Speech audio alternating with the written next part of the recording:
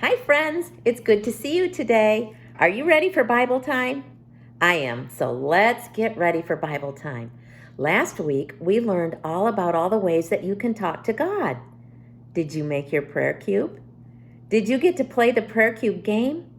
Did you remember to talk to God about something every day last week? Well, today we're going to learn about how people who love God can help other people.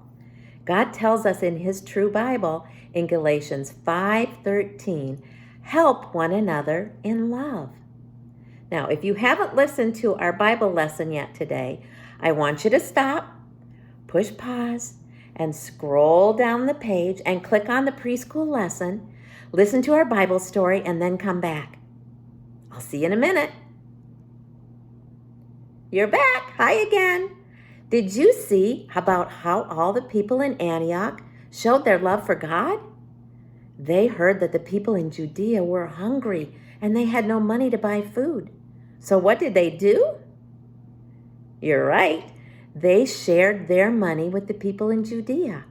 I bet the people in Judea were really surprised to get that money and be able to buy some food to eat.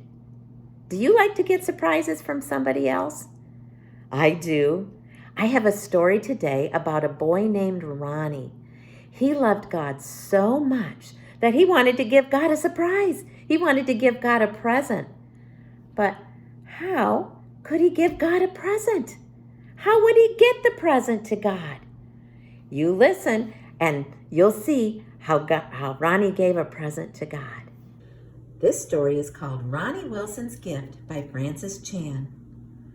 Little Ronnie Wilson's jaw dropped in amazement. It was the first time he'd heard the real reason Jesus came to earth such a long time ago.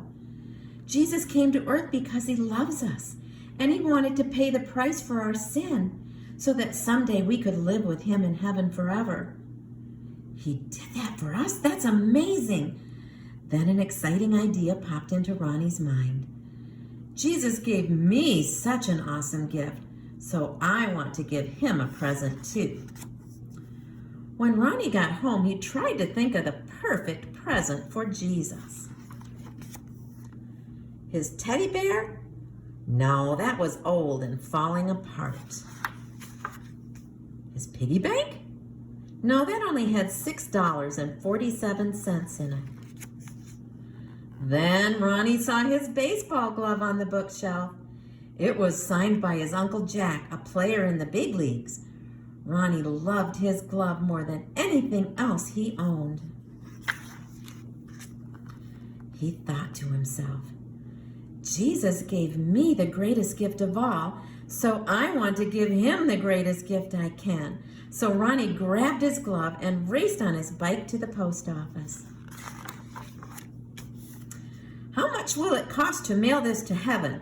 I only have $6.47, Ronnie explained. The mailman answered, I'm sorry, Ronnie, but we can't deliver mail to heaven. We have no way to get it there. Oh, okay, thanks anyway, Ronnie said as he walked out the door. Ronnie rode home on his bike, thinking of different ways he could get his baseball glove to Jesus when he nearly ran right into a man shuffling down the sidewalk. I'm sorry, sir.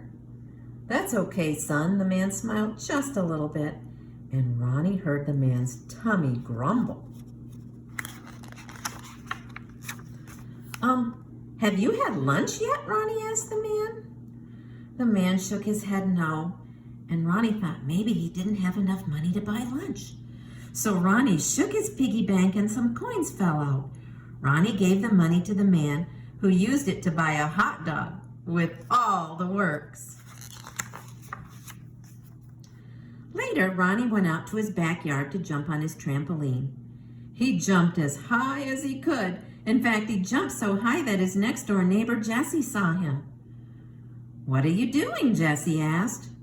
I'm trying to jump to heaven so I can give my baseball glove to Jesus.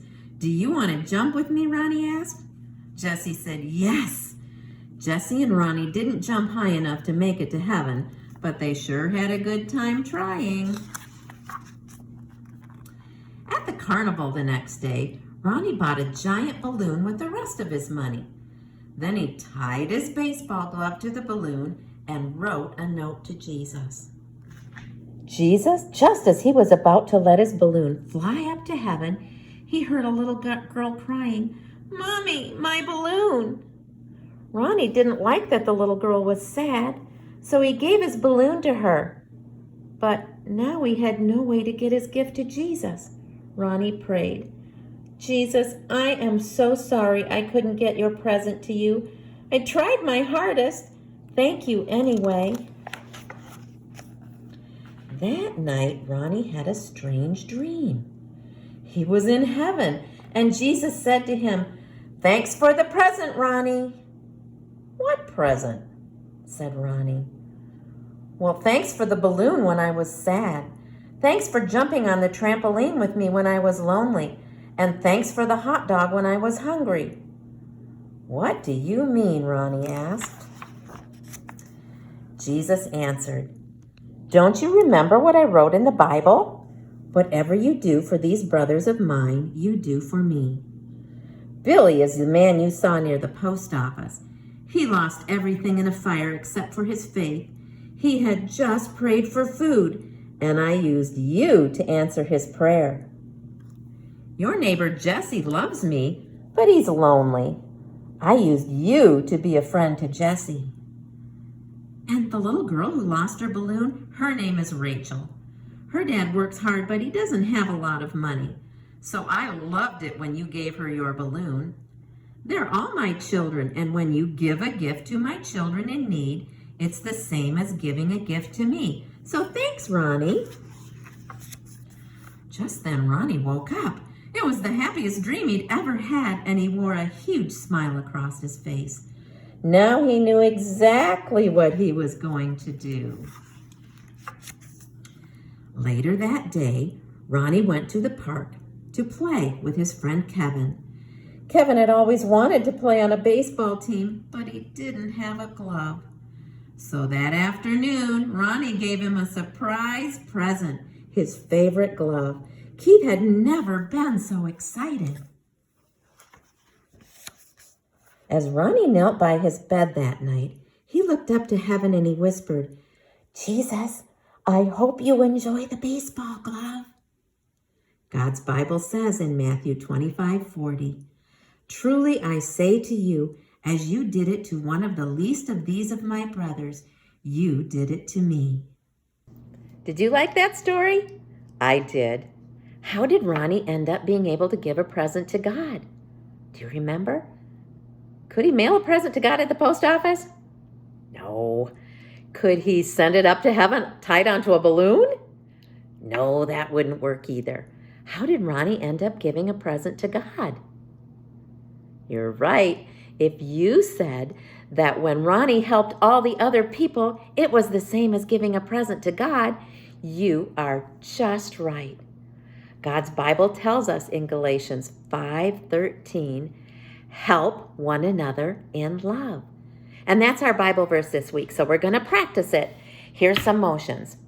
If we want to say help in sign language so that even somebody who can't hear us will know we're saying the word help, this is the sign you use. Put your hand out flat like this. Take your other fist and point your thumb up. And when we move it up a little bit like that, that's how you say help. Try it again with me. Help. Help. Help one another, and then put your hands over your heart right here to say love. Let's practice it together. Say it in your regular voice. Get your palm ready. Help one another in love.